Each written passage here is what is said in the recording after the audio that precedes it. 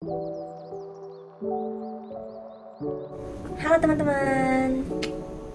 Halo, selamat pagi, selamat siang, selamat sore, selamat malam. Siapapun kalian di sana, perkenalkan saya Sarah Devi Tiaraningsih, biasa dipanggil Sarah atau Enci karena orangnya matanya sipit seperti orang Cina. Oke. Next, dimana saya ini merupakan mahasiswa dari Universitas Muhammadiyah Bandung, jurusan Psikologi semester 5, dimana di sini saya melakukan video ini untuk memenuhi tugas saya dalam mata kuliah Al-Islam, Al-Quran, dan ilmu jiwa. Masya Allah, tabarakallah. Oke, sebelum kita melanjutkan ke pembahasan materinya, kita semua marilah berdoa terlebih dahulu supaya kita mendapatkan keberkahan, kemudahan, kelancaran, dan hal positif yang kita harapkan tentunya, amin. Dimana saya pribadi selalu mengucapkan basmalah dan juga doa mau belajar yang pernah saya pelajari saat saya masih kecil, ya, yaitu Bismillahirrahmanirrahim. Robbi zidni ilma warzuqni fahman birahmatika ya arhamar rahimin. Allahumma alhimni rusdi wa alhimni min syarri nafsi. Amin. Amin ya Allah ya rabbal alamin. Oke, setelah kita membaca tadi, lanjut saja, dimana teman-teman pasti sudah tahu bukan bahwa setiap individu yang ada di dunia ini pastilah memiliki paling tidak satu hal yang harus mereka penuhi. Apa sajakah itu? Nah, dimana kehidupan mereka dalam sehari-hari itu biasanya disebut dengan kebutuhan. Nah, adanya kebutuhan yang harus terpenuhi membuat setiap individu memiliki motivasi. Motivasi itu untuk memenuhi kebutuhan tersebut tadi. Selanjutnya, ada nih salah satu teori motivasi mengenai pemenuhan kebutuhan yang sangat terkenal. Bahkan mungkin sebagian besar dari teman-teman sudah tidak asing dengan salah satu teori motivasi ini. Teori motivasi ini dicetuskan oleh psikolog atau seorang teoritikus dari Amerika yang bernama Abraham Maslow. Nah, secara garis besar, Abraham Maslow ini beranggapan bahwa kebutuhan menjadi alasan terbentuknya motivasi pada diri seseorang individu untuk melakukan kegiatan yang sekiranya dapat menopang hidupnya dalam usaha memenuhi kebutuhan mereka tadi. Selanjutnya, teori yang dicetuskan oleh Abraham Maslow ini memiliki nama teori hierarki kebutuhan Maslow atau lebih akrab disebut dengan teori Maslow. Nah, teori hierarki kebutuhan yang dicetuskan oleh Abraham Maslow ini merangsang adanya pengaruh yang sangat besar pada kehidupan manusia dalam memenuhi kebutuhan mereka sehari-hari. Nah, teori hierarki ini memuat mengenai tingkatan kebutuhan yang harus dipenuhi oleh setiap individu. Nah, individu yang dimaksud pada teori ini adalah kita, manusia. Nah, dalam teori ini memuat 5 tingkatan kebutuhan yang harus terpenuhi di masing-masing tingkatannya.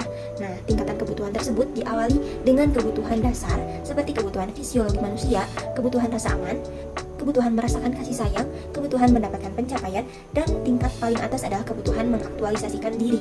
Nah, hierarki kebutuhan ini dibentuk dalam bentuk segitiga dengan bagian dasarnya memiliki cakupan aspek yang lebih luas dibandingkan kerucutnya. Oke, selanjutnya itu merupakan teori motivasi yang mungkin kalian juga sudah mengenalnya gitu ya.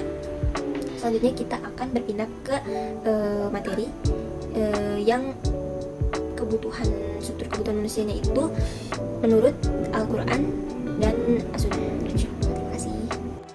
Oke, selanjutnya struktur jiwa manusia berdasarkan pemahaman terhadap Al-Quran, di mana yang pertama ada aspek fisiknya. Nah, aspek fisiknya ini apa? Aspek fisiknya ini merupakan keseluruhan organ fisik atau biologis diri manusia yang mencakup sistem syaraf. Kemudian ada kelenjar, sel, dan seluruh organ dalam maupun luar fisik manusia. Nah, kehidupan jisimnya dimotori oleh substansi naf dan ruh. Nah, memiliki 3 daya utama, yaitu yang pertama al-ghaziyah atau makan dan nutrisi, yang kedua ada al-munmiyah atau tubuh, yang ketiga ada al-muwallidah atau reproduksi, dan berikutnya ada aspek ruhaniyah. Yang pertama itu ada al-ruh. Nah, al-ruh ini berasal dari Allah yang memiliki daya spiritual yang menyebabkan seseorang merasa memerlukan agama. Nah, kekuatan daya spiritual ini bergantung pada tingkat perkembangan nafsu, akal, dan juga qalb. Nah, jika perkembangan jiwanya mencapai tahap kesempurnaan, maka kekuatan daya spiritualnya akan mencapai puncak. Nah, al-ruh merupakan potensi ruh batin manusia yang memiliki sifat ilahiyah dan memiliki daya untuk menarik dan mendorong dimensi lain. Nah, untuk mewujudkan sifat-sifat Tuhan dalam dirinya. Oke, itu teman-teman. Nah, berikutnya itu sifatnya itu halus dan gaib serta cenderung mengejar kenikmatan ruhaniyah dan ukhrawiyah. Nah, berikutnya ada al-fitrah, yaitu dimensi dari rohaniyah ya. Nah, di mana al-fitrah ini merupakan identitas yang memberikan bingkai atau perlindungan bagi al-nafs atau jiwa. agar tidak kehilangan sifat kemanusiaannya dan agar tidak kehilangan daya spiritualitasnya. Jika seluruh struktur jiwa masih berada pada lingkup fitrah ini, maka jiwa atau al-nafs tidak akan kehilangan sisi kemanusiaannya. Oke. Selanjutnya, jika struktur jiwa melampaui fitrah ini, maka manusia akan kehilangan nafsu insannya sehingga ia mengaku sebagai malaikat, atau dapat juga kehilangan daya spiritualnya sehingga jatuh terjerembab kepada perbuatan syirik. Nah, selanjutnya ada aspek nafsiyah. Nah, aspek nafsiyah ini apa? Nah, aspek nafsiyah ini merupakan keseluruhan daya psikis khas manusia yang berupa pikiran, perasaan, dan kemauan bebas. Nah, mengikuti prinsip kenikmatan atau pleasure principle, melahirkan perilaku baik ini lahir maupun batin yang disebut dengan kepribadian. Nah, aspek nafsiyah ini merupakan sinergi antara jasad dan juga ruh. Nafs dipersiapkan untuk dapat menampung dan mendorong manusia untuk melakukan perbuatan baik dan juga buruk. Nah, selanjutnya di dalam dimensi nafsiyah ini ada al-nafsu. Nah, al-nafsu ini merupakan nyawa manusia dan juga sinergi jasmani sama dengan rohani manusia yang merupakan totalitas struktur kepribadian manusia. Memiliki dua daya utama, yaitu gadab, sifatnya marah, yaitu daya untuk menghindari sesuatu yang membahayakan atau menimbulkan hal yang tidak menyenangkan. Berikutnya yang kedua adalah syahwah atau senang, yaitu daya untuk mendorong kepada hal yang memberikan kenikmatan. Nah, dimensi al-nafsu dalam arti hawa nafsu memiliki sifat kebinatangan dalam sistem psikis manusia. Nah, tingkatan nafsu diantaranya yaitu ada hawa nafsu yang sifat kebinatangannya dalam sistem psikis manusia itu, yang pertama ada al-amarah atau mendorong perbuatan jahat. Yang kedua ada al-lawamah, selalu tergoda untuk melakukan kejahatan. Setelah melakukan kejahatan kemudian dia menyadari dan mencela dirinya. Yang ketiga ada al-mutamainah atau bersifat suci, maka senantiasa terdorong untuk melakukan hal-hal yang baik. Nah, kemudian ada al-akal, di mana al-akal ini memiliki daya mengetahui atau al-ilm yang muncul sebagai akibat adanya daya berpikir dan menjadi perantara antara dimensi nafs dan qalb berupa fungsi pikiran yang mempersiapkan untuk memperoleh pengetahuan. Nah, sementara itu akal memiliki daya memahami atau tadabbur dengan menggunakan beberapa persepsi, yaitu terdiri atas yang pertama al-his al-mushtarak, indera kompleks seperti penglihatan, pendengaran, dan lain-lain yang mana menerima segala yang ditangkap oleh panca indera. Kemudian ada yang kedua kuwah al-khoyal, representasi, nah, yaitu kekuatan untuk menyimpan segala yang diterima dari indera yang kompleks tadi. Nah, yang ketiga ada kuwah mutakhoyilah atau imajinasi. Ini merupakan menyusun apa saja yang disimpan dalam kuwah al-khoyal. Nah, yang keempat ada kuwah wahmiyah atau estimasi, menangkap hal-hal yang abstrak yang terlepas dari materi. Nah, yang kelima ada kuwah hafizah atau rekoleksi, yaitu menyimpan hal-hal yang diterima dari kuwah wahmiyah dan mengeluarkannya kembali jika dibutuhkan. Oke, selanjutnya ada al-qalb.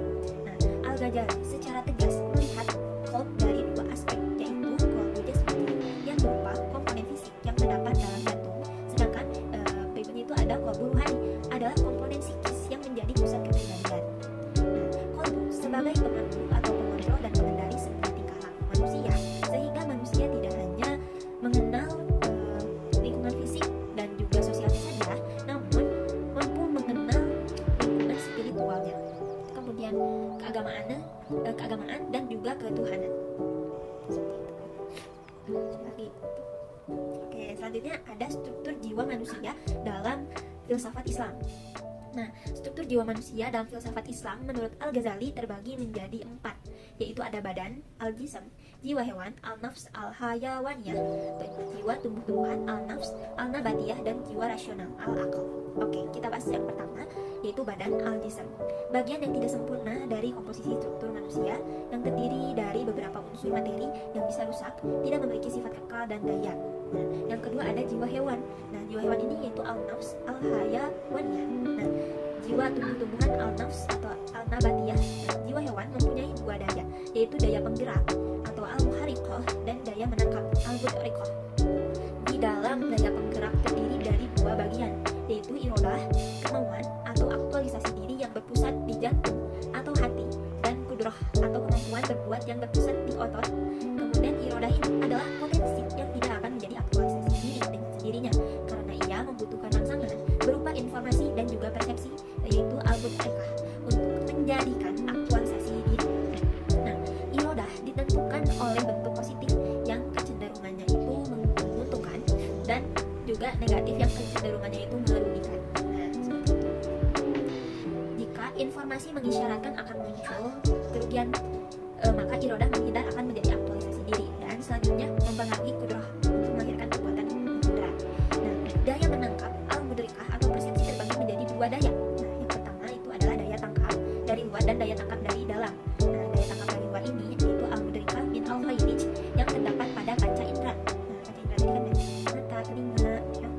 Nah, informasi yang diterima oleh panca indera akan diteruskan kepada daya tangkap dari dalam atau al-mudrikah min al-dahlil untuk diproses dan disimpan dan juga direproduksi kembali jika diperlukan. Nah, informasi yang diterima akan melalui 5 tahapan. Nah, tahapan apa saja itu?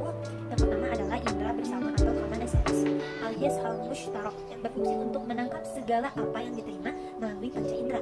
Nah, yang kedua adalah representasi atau al-hayaliyah. Kemudian informasi itu disimpan di representasi. Nah, yang ketiga ada estimasi al-wahyah yang berfungsi untuk memaknai sesuatu yang ditangkap. Yang keempat, mengingat al-zakirah yang berfungsi untuk menyimpan hasil abstrak yang diterima dari estimasi. Nah, yang kelima ada imajinasi, dan terakhir yang disebut dengan mutahayilah. Di sana informasi yang diterima dari seluruh tingkatan sebelumnya dipisahkan dari segi perbedaannya dan dihubungkan dari segi persamaannya. Nah, pada tingkatan ini informasi yang ditangkap juga bukan lagi bermakna abstrak yang melekat pada objek tertentu, tetapi juga sudah berada pada hal yang abstrak yang terlepas dari materinya. Seperti itu. Nah, kemudian seluruh daya menangkap dari dalam ini memerlukan otak sebagai alat untuk memproses informasi tersebut. Nah, berikutnya ada jiwa rasional atau akal. Akal jiwa rasional terbagi dalam dua bagian, yaitu akal praktis dan juga akal teoritis. Nah, akal praktis merupakan saluran yang menyampaikan gagasan akal teoritis kepada daya penggerak pada jiwa hewan dan sekaligus merangsangnya menjadi aktual. Nah, dengan demikian tidak ada tumpang tindih fungsi antara akal praktis pada jiwa rasional dan daya penggerak pada jiwa hewan. Oke. Selanjutnya saya akan membahas mengenai struktur kebutuhan manusia. Terdapat 3 kelompok sifat-sifat kebutuhan manusia. Yang pertama itu ada kebutuhan jismiyah. Nah, kebutuhan ini merupakan seluruh kebutuhan yang bersifat fisik biologis. Nah, kebutuhan ini disebut dengan kebutuhan dasar primer. Nah, kebutuhan dasar ini harus dipenuhi demi kelanjutan hidup manusia. Nah, kebutuhannya itu meliputi sandang, pangan, dan papan. Nah, sandang di sini meliputi makanan, kalau papan itu pakaian, papan itu tempat tinggal untuk supaya terlindung dari ancaman luar, ya. Nah, jika kebutuhan ini tidak dipenuhi, maka dapat menghentikan atau bahkan manusia itu akan tersakiti secara biologis. Yang kedua ada kebutuhan nafsiyah, atau kebutuhan ini merupakan sejumlah kebutuhan diri manusia yang bersifat psikis atau psikologis. Nah, kebutuhan ini disebut dengan kebutuhan sekunder. Nah, kebutuhan sekunder ini itu berkaitan dengan kebutuhan primer yang pertama itu. Jadi yang ini juga jangan tidak dipenuhi gitu ya. Kemudian kebutuhan nafsiyah ini meliputi rasa aman, tentram, kemudian kebutuhan seksual dari dimensi al-nafsu, kebutuhan penghargaan diri dari dimensi al-akal, dan kebutuhan cinta dan kasih sayang dari dimensi al-qalb. Nah, kebutuhan utama muncul dari dimensi al-nafsu adalah rasa aman dan rasa keinginan untuk seksual seperti itu. Oke, teman-teman. Sekian dari saya, itu yang dapat saya sampaikan. Mohon maaf apabila ada kata-kata yang kurang berkenan